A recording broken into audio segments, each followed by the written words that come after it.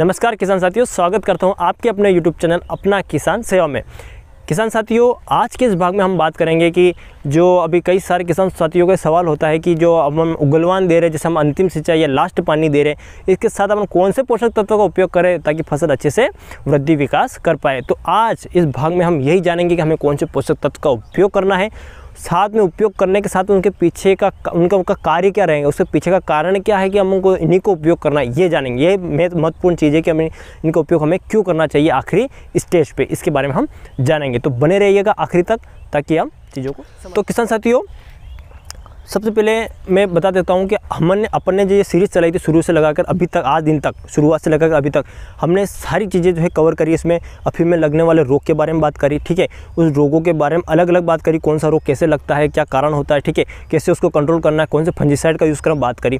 पोषक तत्व प्रबंधन की भी हमने बात करी, कैसे पोषक तत्व प्रबंधन करना है, कौन सा न्यूट्रिएंट क्या कार्य करता है, कब देना आवश्यक होता है, कैसे देना, ये सारी बात करी, ठीक है। और एक सिद्धांत की बात करी थी मैंने एक वीडियो में, जहां हमने बोला था कि जब फसल की जो स्टेज 25 से लगा के 70 दिन या 60 से 70 दिन की स्टेज होती है, अगर उस स्टेज पर आप पोषक तत्वों की पूर्ति आपकी फसल में करते हैं तो आपकी फसल अच्छी वृद्धि विकास करती है, उसमें अच्छा उत्पादन देखने को मिलता है, अच्छा हरापन देखने को मिलता है। और ये सिद्धांत के माध्यम से मैं पूरा वीडियो आपको समझाऊंगा, ठीक है।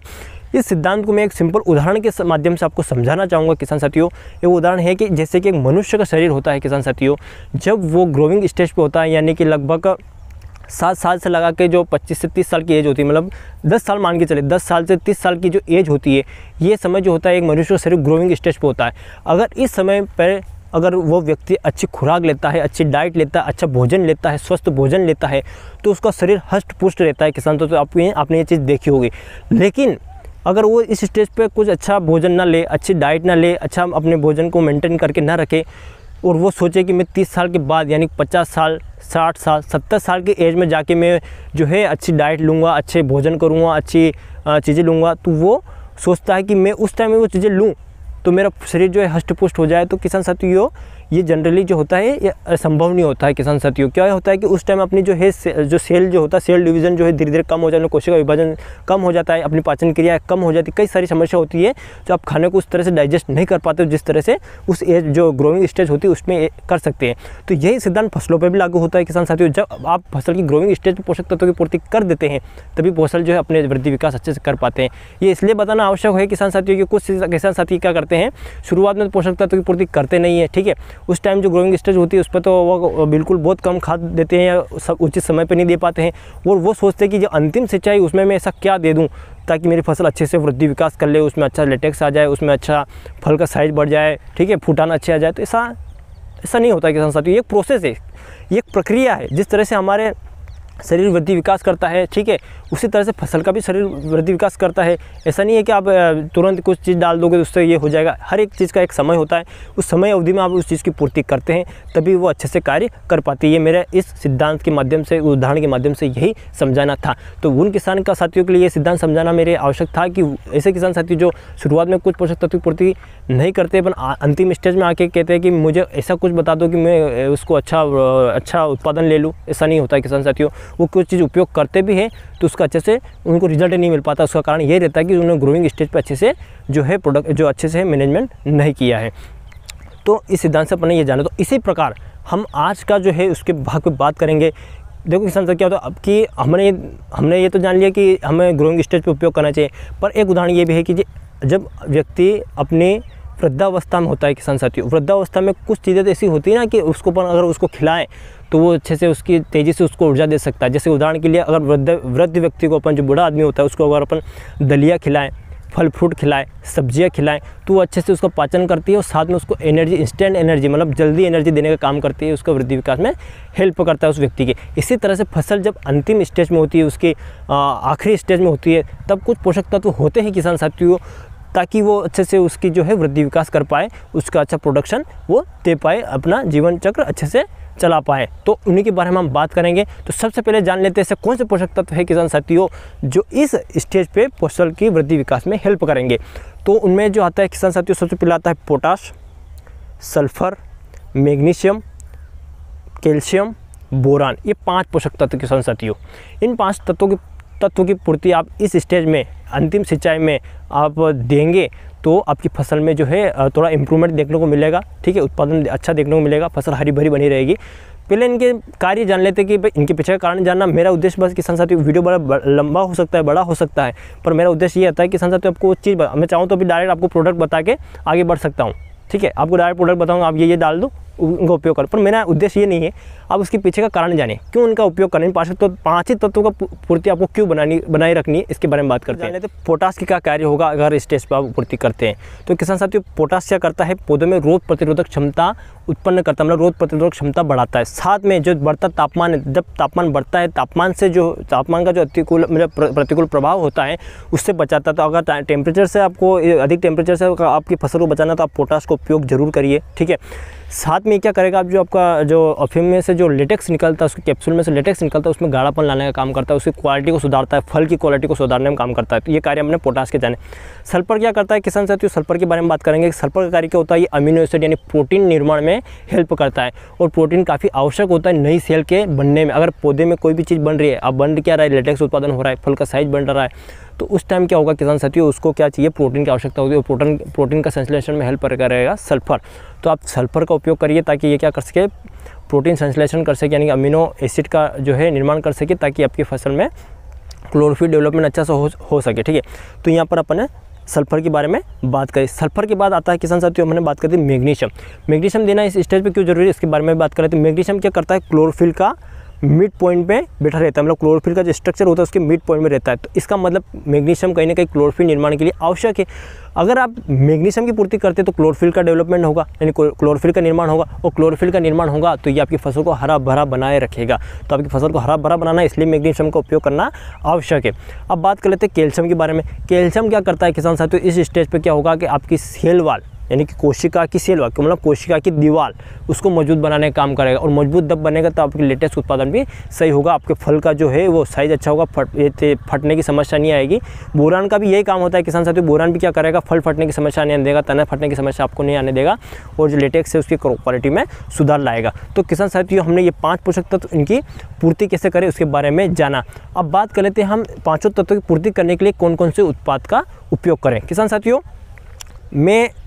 आप क्या कर सकते हैं, इन पांचों तत्वों की पूर्ति अलग अलग प्रोडक्ट खरीद के, मतलब अलग अलग, जैसे कि पोटाश की पूर्ति करनी है तो 0050 ले सकते हैं, सल्फर के लिए सल्फर वाले फर्टिलाइजर आते हैं वो ले सकते हैं, मैग्नीशियम के लिए मैग्नीशियम सल्फेट का उपयोग कर सकते हैं, बोरान के लिए बोरान 20% आता है उसको उपयोग कर सकते हैं, कैल्शियम के लिए कैल्शियम नाइट्रेट भी आता है और चिलेटेड कैल्शियम भी आता है उसको उपयोग कर सकते हैं। अलग अलग कर सकते हैं, आपकी इच्छा है। तो अगर आप एक ही साथ पोषक, मतलब अलग अलग ना करके एक ही प्रोडक्ट ऐसा ले लें जिसमें सारे पोषक तत्व आ जाते हैं, सारे नहीं मतलब 2-4 पोषक तत्व आ जाते हैं।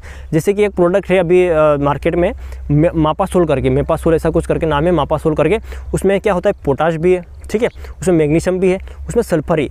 तो आपको तीनों पोषक तत्व अलग अलग देने की जरूरत नहीं पड़ेगी, आपका खर्चा बच सकता है। इससे क्या करेगा, आपका खर्चा बच सकता है। तो आप पोटाश, मैग्नीशियम, सल्फर की पूर्ति मापासोल के माध्यम से भी कर सकते हैं।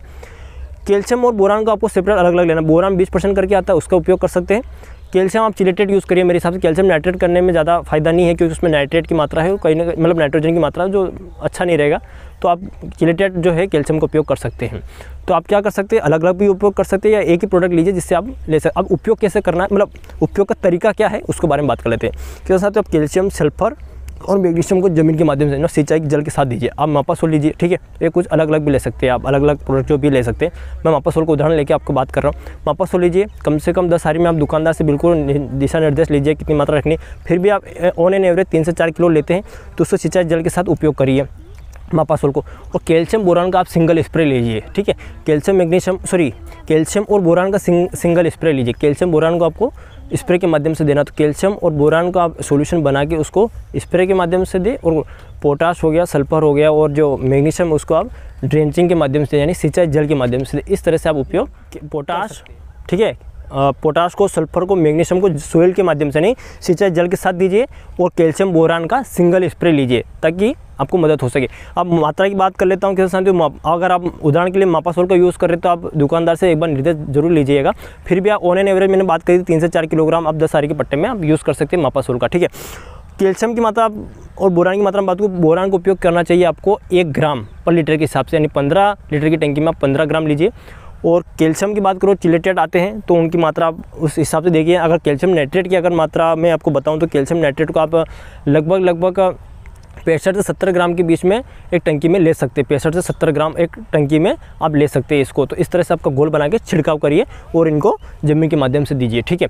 और एक अच्छा अगर आपको उत्पादन मतलब अच्छा हरापन चाहिए फसलों में, अच्छी ग्रोथ चाहिए, एक उत्पाद जो आप घर पे तैयार कर सकते हैं उसका नाम है जीवामृत। किसान साथियों, मैं इसका उपयोग हर बार करता हूं, इस बार भी करूंगा और पिछली बार भी किया था, अच्छा रिजल्ट मिला है मुझे। आखिरी सिंचाई में भी करता हूं। क्या करता है किसान साथियों, जीवामृत काफ़ी आसानी से घर पे जो है आसानी से अपने घर पे सामग्री मिल जाती है, उनको उपयोग करके आप जीवामृत बना सकते हैं। 200 लीटर पानी लीजिए, उसमें जीवामृत जीवामृत में क्या क्या सामग्री चाहिए वो आप कमेंट के माध्यम से मुझसे पूछ लेना, आप क्या क्या चाहिए आपको। अगर आपके पास समय है तो आप बना सकते हैं और सिंचाई जल के साथ चलाइए, ये आपकी फसल में हरापन आखिर तक बनाए रखने में मदद करेगा। तो किसान साथियों, आज इस भाग में हमने जाना कि क्या जो सिद्धांत है वो कैसे लागू होता है, ठीक है, क्यों अपन को पोषक तत्व पूर्ति समय पे करना आवश्यक होता है, ठीक है, कौन से पोषक तत्व पूर्ति अपन को लास्ट पानी में करनी है, 5 पोषक तत्वों के बारे में बात करी, कौन सा प्रोडक्ट यूज़ कर सकते हैं, अलग अलग भी कर सकते हैं या कोई कॉम्बिनेशन वाला भी कर सकते हैं, किसको ज़मीन के साथ देना है, किसको सिंचाई के साथ देना है, इसके बारे में बात कर ली अपन ने। तो किसान साथियों, इस वीडियो के माध्यम से आप जो है अपनी जो स्ट्रेटजी है, रणनीति बनाइए और आप इस तरह से इन चीज़ों का उपयोग करिए। साथ में आप एक चीज़ और यूज़ कर सकते हैं, ह्यूमिक एसिड, फ्लूविक एसिड करके आता है, ये भी आप जो है 1 किलो के माध्यम से पानी के साथ चला सकते हैं ज़मीन में। इसका उपयोग भी अच्छा रहता है इस स्टेज पे, ये भी हरापन लाने में या ग्रोथ में अच्छा हेल्प करता है किसान साथियों। आशा करता हूँ किसान साथियों आपको ये भाग समझ में आएगा। वीडियो लंबा ज़रूर हो सकता है किसान साथियों। मेरा उद्देश्य आपको प्रोडक्ट बताने चाहता तो मैं शुरुआत में आपको डायरेक्ट प्रोडक्ट बता देता कि मापासोल का यूज़ कर लीजिए, ह्यूमिक एसिड डाल लीजिए, बोरान कैल्शियम का स्प्रे कर लीजिए, पर मेरा उद्देश्य आपको उसके पीछे की क्या रणनीति है, उसके पीछे का कारण क्या वो समझाना है। फिर भी आपके दिमाग में, आपकी समझ में कुछ भी अगर डाउट आता है, यानी कि कुछ समस्या आपको आ रही है या समझ में नहीं आ रहा है, कमेंट करिए, कमेंट के माध्यम से पूछिए। और एक और कि आपको अगला जो भाग है, क्योंकि मुझे लगता है मैंने सारी चीज़ें कवर कर ली है सीरीज़ में, फिर भी आपको ऐसा लगता है कुछ भाग मतलब कोई समस्या छूट रही है तो आप कमेंट के माध्यम से बताइए, मैं उसके ऊपर कुछ वीडियो लाने का प्रयास करूँगा। तो आप बिल्कुल कमेंट करिए, आपको कुछ समस्या है तब भी आप कमेंट करिए, आपको वीडियो कैसा लगा वो भी आप कमेंट करिए, वीडियो अच्छा लगा तो बिल्कुल सपोर्ट करिए, ठीक है। आप अन्य किसानों तक भी इसको पहुंचाइए ताकि वो भी चीज़ों को समझ पाए, साइंटिफिक चीज़ें समझ पाए। प्रोडक्ट के बारे में तो आप बहुत सारे बता सकते हैं, पर मुझे लगता है कि आपको पीछे का कारण जानना काफ़ी आवश्यक होता है। मेरा उद्देश्य बस इतना ही किसान साथियों को आपको एक सही जानकारी दूँ और सही दिशा निर्देश दूँ, कैसे काम कोई चीज़ कैसे करती है, उसके पीछे का कारण क्या है। बस किसान साथियों इतना ही मेरा उद्देश्य है। और आप कमेंट ज़रूर करिए, क्या समस्या आपको देखने को मिल रही है, कुछ आप कमेंट करिए और कुछ सवाल हो कुछ भी आप कमेंट करिए, ठीक है। मैं आपका उसका रिप्लाई बिल्कुल दूंगा आपको, जो भी उससे रिलेटेड जो क्वेश्चन होगा। मुझे नहीं पता होगा तो मेरे साथ जुड़े हुए वैज्ञानिक उनसे पूछ के दूंगा, ज़रूरी नहीं मुझे ऐसा नहीं कि सब चीज़ें आती है, मैं किसी और से पूछ के भी आपको जो है सजेशन दूंगा। पर आप कमेंट करिए, पूछिए और लाभ उठाइए इस चीज़ का, ठीक है। तो आशा करता हूँ आपको ये भाग समझ में आएगा किसान साथियों, और मिलते हैं अगले भाग में। और आपके दिमाग में कोई ऐसा टॉपिक आ रहा हो तो बिल्कुल कमेंट के माध्यम से बताइएगा कि आप इस पर वीडियो बनाइए, तो बिल्कुल बनाएंगे। तब तक के लिए धन्यवाद।